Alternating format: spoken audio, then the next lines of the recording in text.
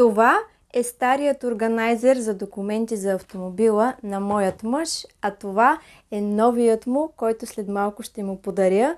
Поръчал го от Емоция БГ, тъй като много ми хареса, че е персонализиран. Отпред може да се сложи марката и номера на автомобила, а вътре може да се поберат всички необходими документи. Смятам, че много ще му хареса. В Емоция БГ може да откриете различни подаръци за вашите близки. Сега отивам да му го дам и да видим каква ще бъде неговата реакция. Заповядай! Малък Пак подарък. Да. Я да видим този път какво е. Какво е? За документите, за колата, Да. гравирано, Да. номера, името. Харесва ли ти? Много е хубаво, да.